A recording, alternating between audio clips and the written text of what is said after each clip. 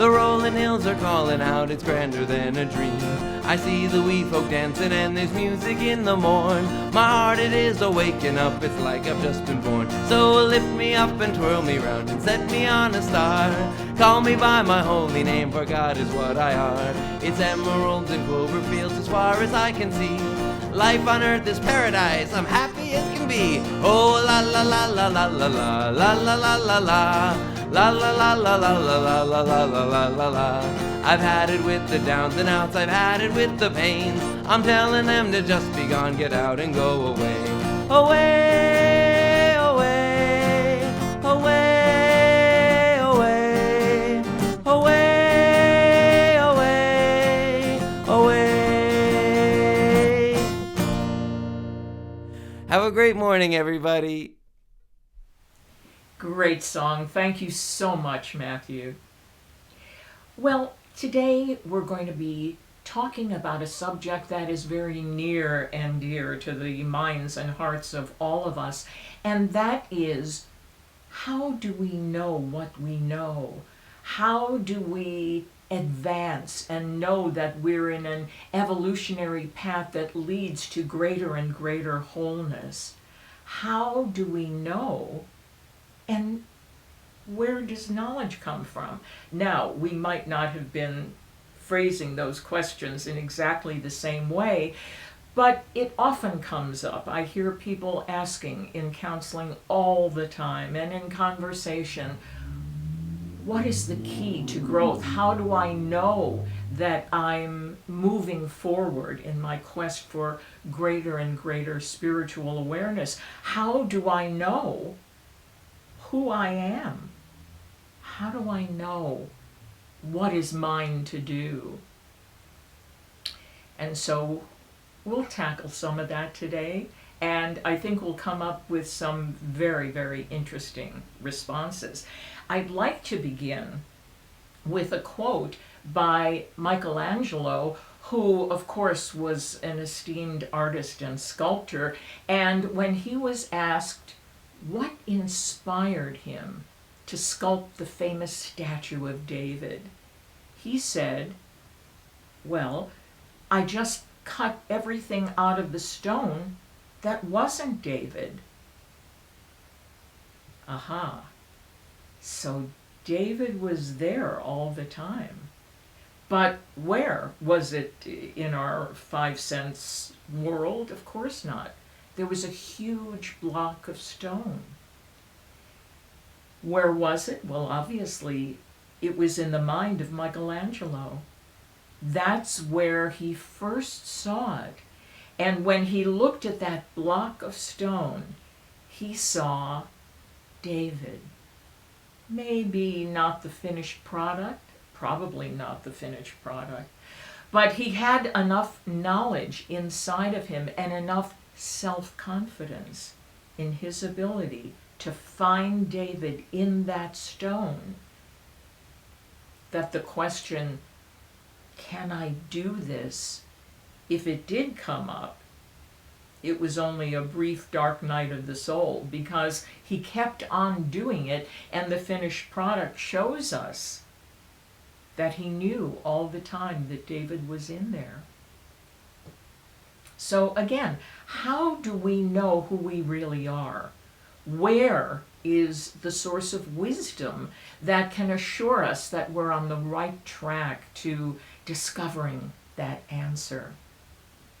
Of course, we're talking about the study of epistemology, which is basically a branch of philosophy that asks us, what do we know and how do we know that we know it? And so there are two basic theories in the study of epistemology about how knowledge is acquired. One common theory states that knowledge is acquired after we're born, the blank slate theory. Again, that's a very common theory. The baby is born. If in fact one does not subscribe to the theory of reincarnation or the continuation of life in different forms, one would almost have to say, yes, this is the baby's first time here, and the baby knows nothing, and it's up to us to make sure that we train that baby to know at least what we know, and hopefully more. Well, the other theory is that knowledge is inherent within us, and that education is simply the process of unrolling a scroll. Now, the term educare comes from the Latin term to unroll. And so we understand from this theory that knowledge is, to use another Latin term, a priori, comes from before we are born, inherent within us, prior to birth. The other theory is, of course, as I mentioned, that we are a blank slate, and that all knowledge is a posteriori, after we are born. Born as a blank slate, all knowledge comes afterwards. We're hearing everything as though it were for the first time, and we just absorb it and spit it out. Well, one of my favorite teachers that some of us call the great-great-great-great-great-grandfather of New Thought was Plato. And Plato wrote dialogues that were taught by his teacher, Socrates. And one of the great dialogues that Plato wrote was one called Meno, M-E-N-O. And it's a series of stories that talks about Socrates' method of inquiry, and how by asking artful questions, Socrates could prove to the student that they already knew what it was that he was trying to teach them. And so Plato subscribed to a theory called recollection, that all knowledge is actually memory. And so in order to be an artful teacher, we would need to not only acknowledge and understand that the student already had the wisdom to remember some of these concepts, but to have the confidence to teach in a way that was not deliberately pouring information into their heads, but presenting it in a very artful and different kind of way, mainly by asking questions, to determine how quickly or how easily that student could remember, put together again what they had learned, perhaps mostly in a previous life. So, if education is the process of drawing out the knowledge that's already within us, why is it that humanity is not more aware of that? I mean, it seems that it would be a simple concept to say you were born with the wisdom of the ages, and education is the artful process of drawing it out in a way that causes you to believe that you just thought of it yourself. Well, we live in two worlds, you see. We live in the concrete world of the five senses, but we also live in the abstract world of pure potential. And so when we are born, it's a very sensory experience. Being born is a lot of experience of pain and pressure and timing and all kinds of things that cause a lot of challenge and a lot of difficulty, but the birth is a miracle. And when we look at that tiny baby, we feel compelled to teach and nurture that baby, because clearly the baby is so vulnerable and so small, we can't imagine that it has the wisdom to come in out of the rain or to not get hurt by fire. And, well, actually that's true. We do need to protect the baby. We do need to instruct. We do need to set rules. We do need to socialize. But the important thing here is that just because we have the wisdom within us doesn't mean we remember it without prompting.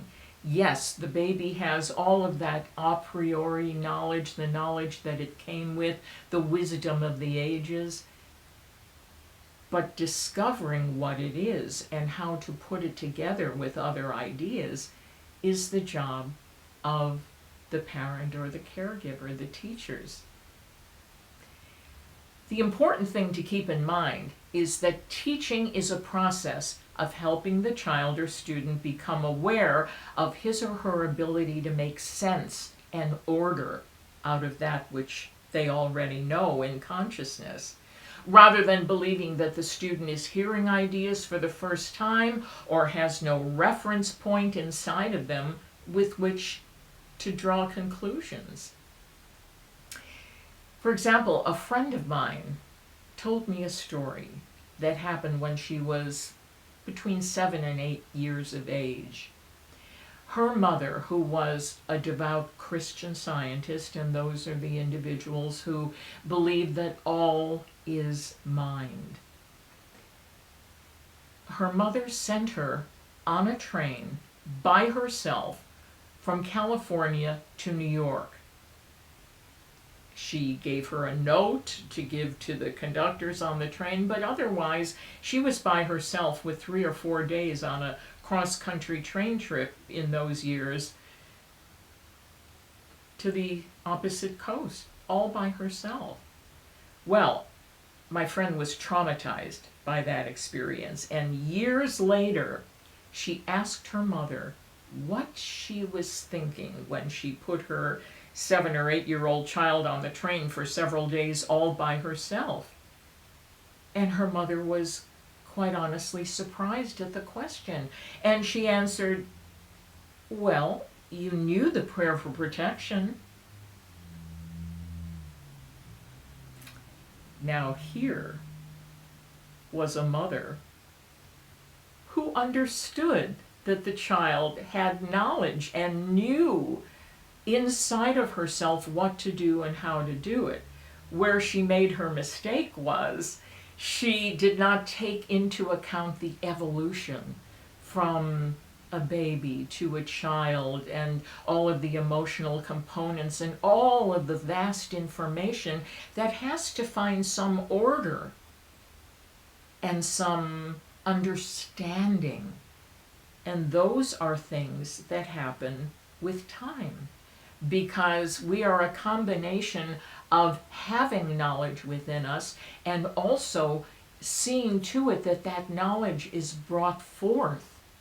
And so just believing one of those components does not really prepare a child adequately for, all of the possible circumstances that might happen in life. So we're going to talk more about what that knowledge is, what we can do to help bring it forth after we listen to some wonderful music from Brett Mitchell and Matthew J. Evans. Here's a beautiful song from the Walt Disney animated film Alice in Wonderland. It's the title tune, and it has become quite a jazz standard through the years. However, I found my version from Johnny Mathis, an album he called The Wonderful World of Make-Believe. One, two.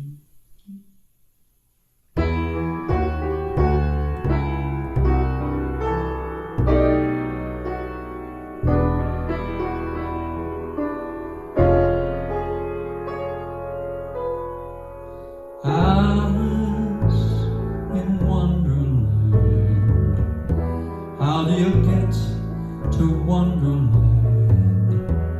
Over the hill or under land or just behind a tree? When clouds go rolling by, they roll away and leave the sky. Where is the land beyond the eye that people cannot see?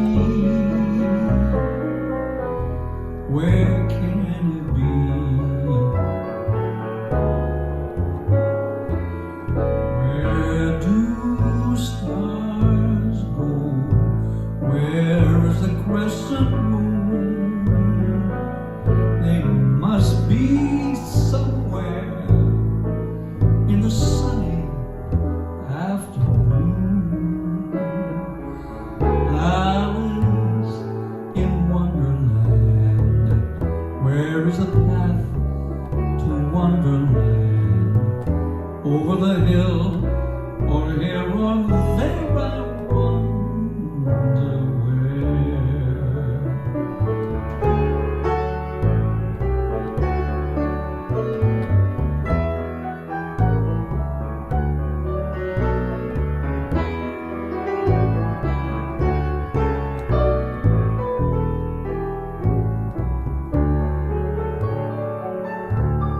When clouds go rolling by, they roll away and leave the sky.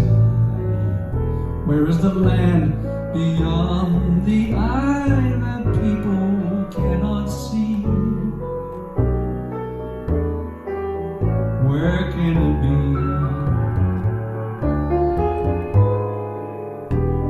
Where do stars go? Where is the crescent moon? They must be somewhere in the sunny afternoon. Alice in Wonderland, where is the path to Wonderland? Over the hill, or here, or there,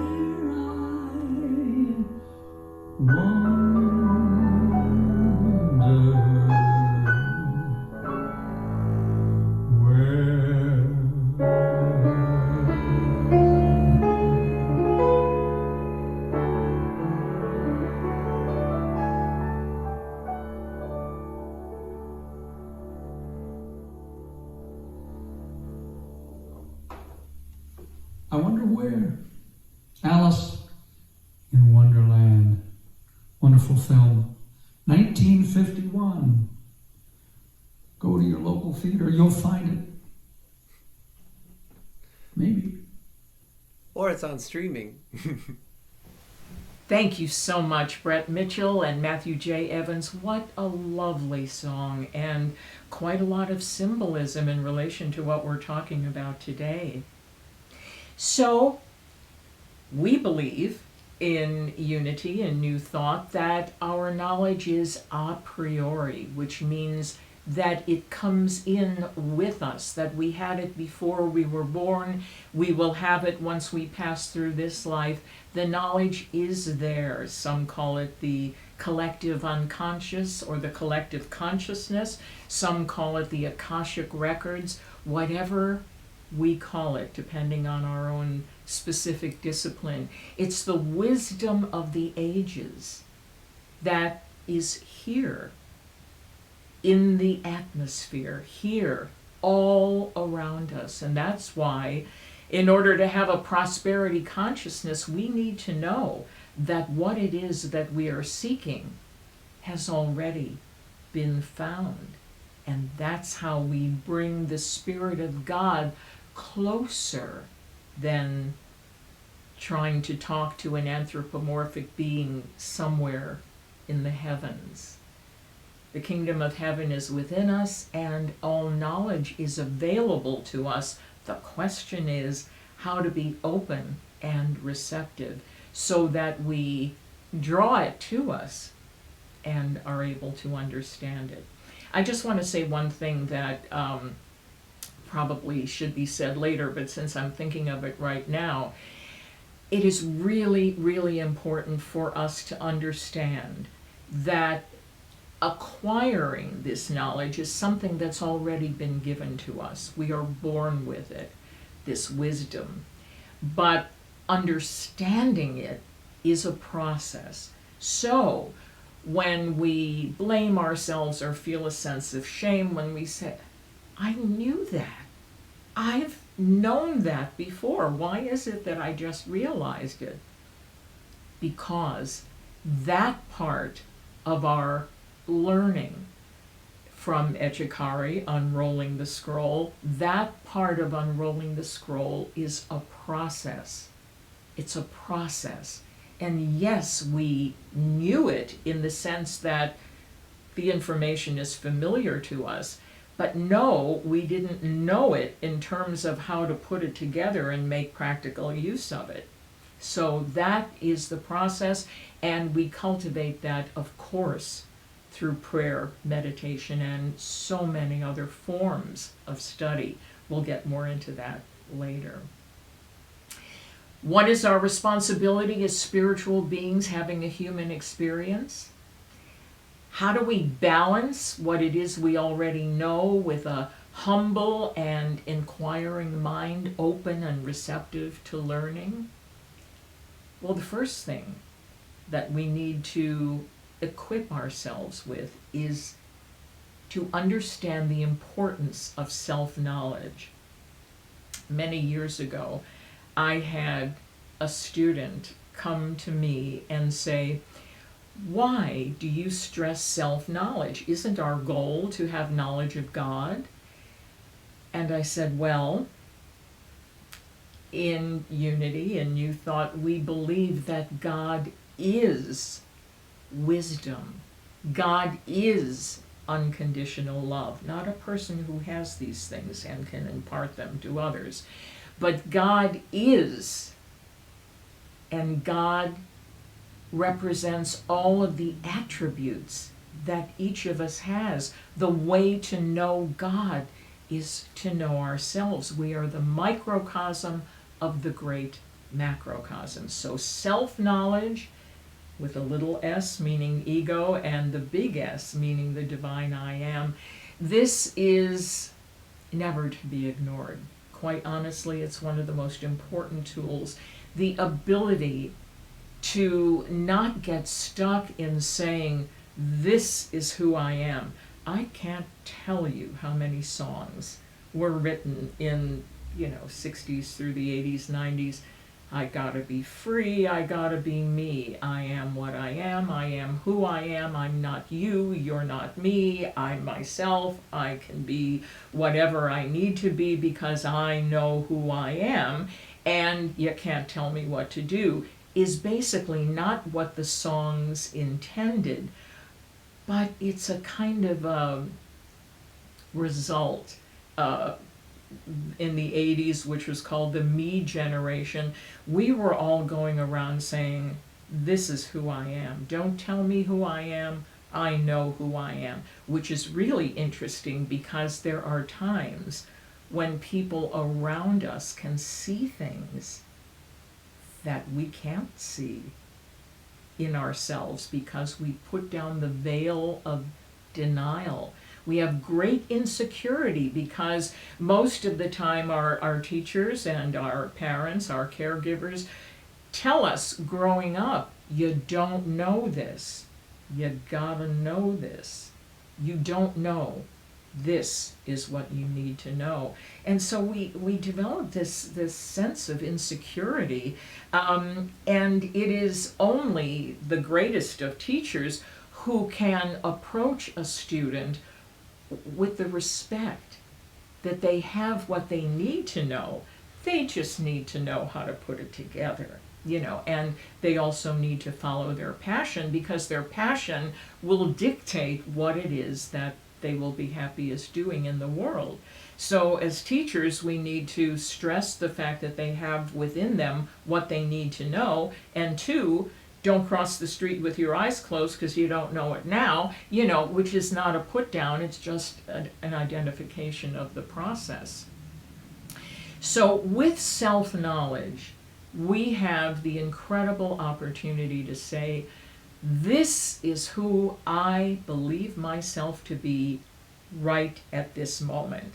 And whatever decision I make, I will make with the conviction of someone who did the best I could with what I was given. Clearly, I don't know now. I mean, I know in terms of having the storehouse, but I'm not able to put together certain pieces of wisdom because of the process. And it's very quite well adjusted to say, this is the best I can do now. I'm not going to put it down because I'm using everything I've got. But 2 weeks from now, 2 years from now, there's going to be a whole different outlook if I remain open to the fact that I am in the process. I am in the process of putting together and working with these ideas, experimenting with them in different ways, taking input, giving our input, having the self-knowledge to be able to evaluate our actions, and to never say, I'm never going to change. I can say, it seems to me that I have always held this belief to be true, or most of the time have held this belief to be true, but please let us not close ourselves off by saying, this is it, folks, take it or leave it, and especially not in that way. So, first step, self-knowledge. Continually observe yourself, reevaluate without shame or blame. Find out who I am, who I have been, who I am at this moment, and be open to who I'm becoming. Number 2, be open-minded. Be flexible. This has something to do with number 1. But focusing on flexibility doesn't make us flighty or flipping like a pancake. That's not what I mean. Being open-minded is being willing to see things from another side. I remember a friend of mine. There were two situations. I mean, the way I can make this more amusing and less pathetic is to say we were about 10 years old at the time. And this friend was sleeping over at my house, because that's what you do. You have sleepovers. And we were kind of standing in line the next morning to brush our teeth. And the door wasn't closed. Several of us were just waiting for whoever it was brushing her teeth to finish. And the girl before me, my friend, brushed her teeth, opened her mouth, and did her front teeth, and then rinsed her mouth. And it was my turn, and I said, what about the rest of your teeth? And she says, nobody ever sees them. What's the difference? This was the same, it's okay when you're 10. Actually, it's better when you're 6, but in those days we didn't evolve as quickly as we do now. But at any rate, she was the same person that used to comb the front of her hair, because that was all she saw in the mirror, and she assumed that no one else saw the rest of it. I love my life. I've known so many people that have thought so many things, including myself, and so sometimes it's just really amazing to recall those things. When I say be open-minded, look here, look there, take a mirror, look in the back, look on the side. That's a metaphor. But ask yourself always, is there anything that I've closed my mind to that might be helpful to me in this situation? Is there any angle that I haven't checked? Next, accountability. Accountability means the maturity to be able to own or practice owning our accomplishments as well as our mistakes. Really, really important. Not only are many of us not willing to own our mistakes, but we have a hard time owning our accomplishments too. So with self-knowledge and with being flexible, let's remember that we need to be accountable.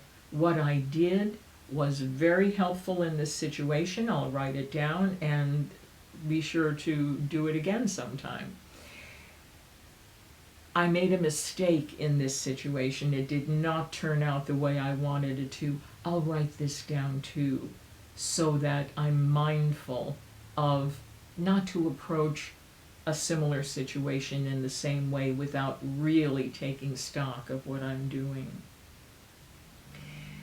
Responsibility is the next thing we can own, and that is we are both a teacher and a student, always.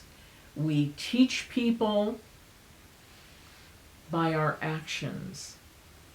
We learn by listening. And if we realize that we are equipped, and this is a real paradox, we are equipped to be both a teacher and a student at the same time, we're less likely to let our ego overestimate or underestimate us. Finally, what we can do is be dedicated to our daily spiritual practices. The knowledge, the wisdom is within the spectrum of our consciousness. Notice, those of you who have heard me many times before, I use the term frequently, it is within the spectrum of our consciousness, rather than saying it's within you, because I have heard people ask me this too. But how can I have that much knowledge within me? Because I'm finite and I'm small. So it couldn't be very much if it's within me. No, it's not within your, it's within the spectrum of your consciousness. It's available to you. It is everywhere present, and it's yours for the asking. And our daily spiritual practices, learning, journaling, meditating, and meditating. Prayer, the reason I emphasize meditating, I think is obvious, that is there are times when in our busy life we give out energy, we give it out, we teach it, we work at it, we struggle to get it to come out, and there are times when we need to be infused by a divine appointment, moving in to the inner recesses of our consciousness and affirming that we know all that we need to know to manifest the highest good we can manifest at this given moment. And to be able to understand that we impress this information on ourselves so that we can express it. Bottom line, we know everything. We have it available to us at all times and under all circumstances. We can only appropriate what we need at any given time, which is a perfect way to unroll the scroll of wisdom. It needs to be done incrementally, and it needs to be done with love, with wisdom. And so I bless you. I bless us all for continuing to be aware of the knowledge that is within the spectrum of our consciousness, and to take this opportunity to know that we are using all we can to make the wisest and most loving decisions.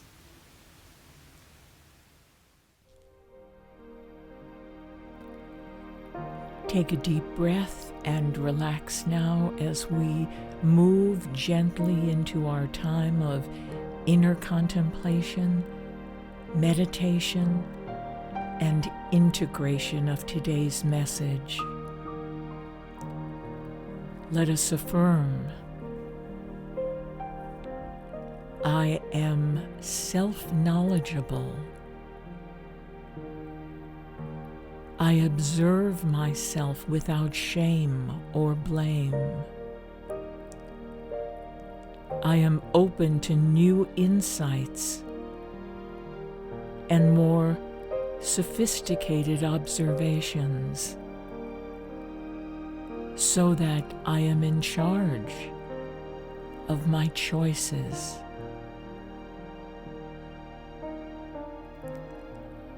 I am open-minded.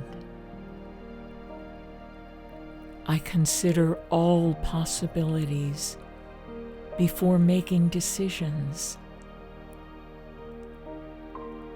I do my best to leave no stone unturned in my quest for options and opportunities.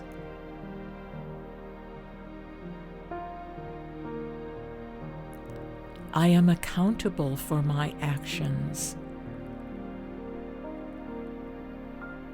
Without shame or blame, I admit to my virtues and to my mistakes.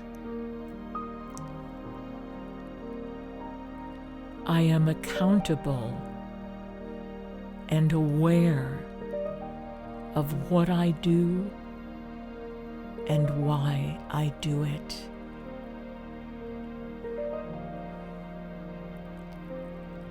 I am responsible.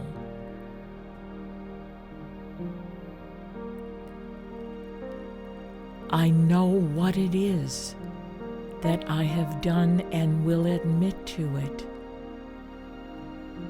without denial or fear or any sort of self-recrimination. I'm responsible for making different choices and learning all I can about my options. I meditate, contemplate, use affirmative prayer, and do all I can to infuse myself with new life, new options, and I am blessed in every way as I bless others. And so it is. Amen.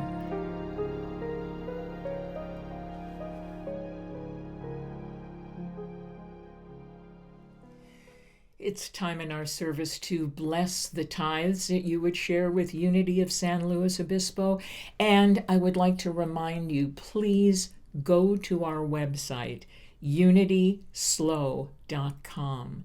And on those pages, which are filled with all kinds of wonderful information, you'll see a button that says Donate Now. It's on each page. And so please go to that page. You have an opportunity to write a check if you want to. Our address is there. You have the opportunity to use PayPal or your credit card in any way that you choose. And we have been asked how to donate. There is on Facebook a place to donate as well, but I love the idea of you going to our website. There is the Daily Word every day, and all of our messages and music have been archived and so much more as well. You can even find out how Maya Angelou got into Unity in one of our videos. So please check our website for how to donate. And please remember that as you give, so shall you receive. 30, 60, 100 times over. If you were impressed in any way by today's service, please share your gifts and tithes and open your mind and heart to receiving. Let's speak the words of our prosperity statement together. Divine love through me blesses and multiplies all that I give and all that I receive. Here's a tune from the Great American Songbook from 1936. Tune by Arthur Johnson and Johnny Burke, called Pennies from Heaven. We're going to swing it. Okay? Oh, yeah. 1, 2, 1, 2, 3, 4.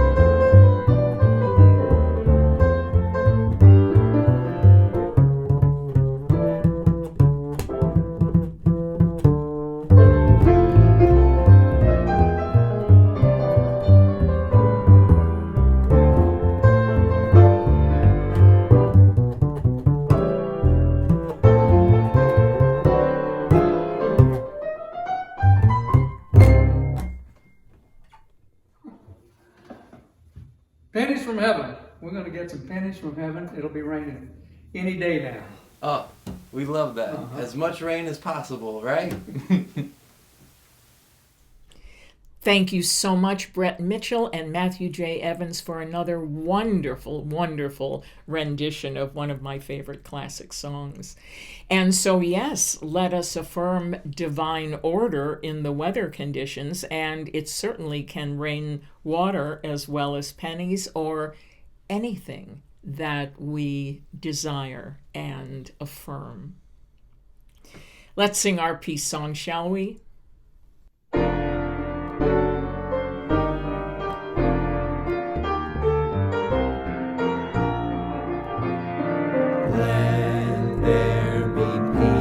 On earth, and let it begin with me. Let there be peace on earth, a peace that was meant to be. With God as creator, united all are we. Let us walk with each other in perfect harmony.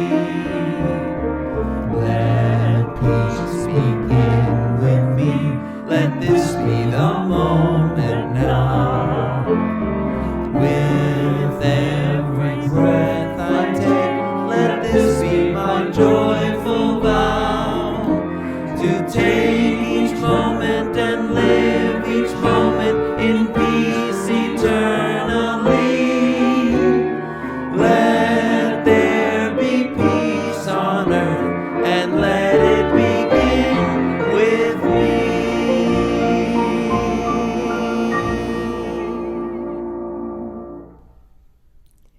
Now let's speak the words of our prayer for protection. Together, the light of God surrounds us, the love of God enfolds us, the power of God protects us, the presence of God watches over us. Wherever we are, God is. Friends, please remember to press the like button and share your comments with us. We love to hear from you. Also, please tune in to the Get Off Your Affirmation podcast. There are many, many subjects in our archives that will bless and inspire you. So God bless you and have a wonderful week. You deserve it. Every single person living peace in what we do. Only then will our dream come true. Only then will our dream come true.